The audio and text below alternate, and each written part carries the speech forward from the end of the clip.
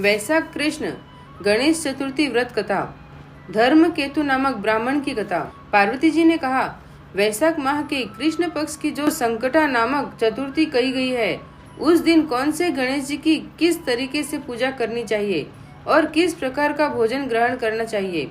गणपति जी ने उत्तर दिया, हे पार्वती जी, वैशाख माह के कृष्ण पक्ष की चतुर्थी को व्रत करना चाहिए।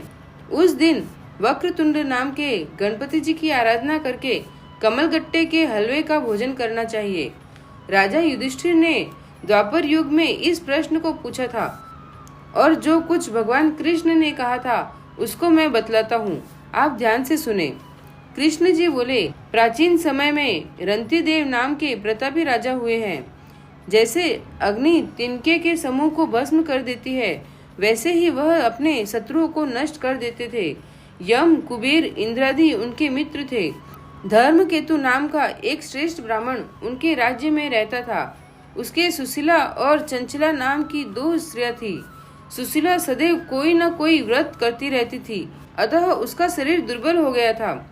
इसके विपरीत चंचला कभी भी कोई उपवास नहीं करती थी, वह सदैव पेट भर कर भोजन करती थी। कुछ समय पश्चात सुशीला को एक सुंदर लक्षणों वाली कन्या हुई और चंचला को एक पुत्र पैदा हुआ। इस बात पर चंचला सुशीला को ताना मारकर बोली, अरे सुशीला, तूने इतने उपवास करके अपने शरीर को दुबला बना लिया, फिर भी तूने एक दुर्बल कन्या को पैदा किया। मेरी तरफ देख, मैंने कभी व्रत नहीं किया, मैं कैसे हिष्ट पृष्ट हूँ, और वैसे ही बालक को भी मैंने जन्म दिया है। अपनी सौत का यह व्यंग्य सुशीला के हृदय को पीड़ा देने लगा। वह विधिवत गणेश जी की पूजा करने लगी। संकट नाशक गणेश चतुर्थी को जब सुशीला ने भक्ति भाव से व्रत किया, तब रात को वरदायक गणपति जी ने उसे दर्शन दिए और बोले, हे सुशीले, तेरी आराधना से हम बहुत प्रसन्न हैं। मैं तुम्हें वरदान देता हूँ कि तेरी कन्या के मुख से निरंतर मोती व मूंगा गिरते रहेंगे, इससे तुम सदा खुश रहोगी। इसके अतिरिक्त तुम्हारे एक शास्त्र का जानने वाला पुत्र भी उत्पन्न होगा। ऐसा कहकर गणेश जी अदृष्ट हो गए। कुछ दिनों पश्चात सुशीला के एक पुत्र हुआ। तदनंतर धर्मकेतु का स्वर्गवास हो गया। उसकी मृत्यु के बाद चंचला सारा धन लेकर अन्य घर में रहने लगी। सुशीला पति गृह में ही रहती हुई अपने पुत्र व पुत्री का लालन पालन करने लगी। उसकी कन्या के मुख से मोती तथा मूंगा गिरने के कारण सुशीला के पास थोड़े समय में ही काफी धन इकट्ठा हो गया। चंचला इस कारण उससे जलने लगी। एक दिन चंचला ने हत्या करने के इरादे से सुशीला की पुत्री को कुएं में गिरा दिया। उस कुएं में गणेश जी ने उसके जीवन की रक्षा की तथा वह बालिका राजी खुशी अपनी माता के पास वापस लौट आई। ऐसा देखकर चंचला का मन क्रोधित हो उठा। वह विचारने लगी कि ईश्वर जिसकी रक्षा करता है, उसे कोई भी नहीं मार सकता। सुशीला अपनी पुत्री को पुनः प्राप्त कर अति प्रसन्न हुई। पुत्री को अपनी छाती से लगाकर वह कहने लगी, भगवान गणपति जी ने तुझे दोबारा जीवन दिया है। जिनका कोई नहीं होता, उनके स्वामी गणेश जी हैं। चंचला ने आकर उसके पैरों में अपना सिर झुकाया। चंचला को देखकर सुशीला बहुत आश्चर्य में हुई।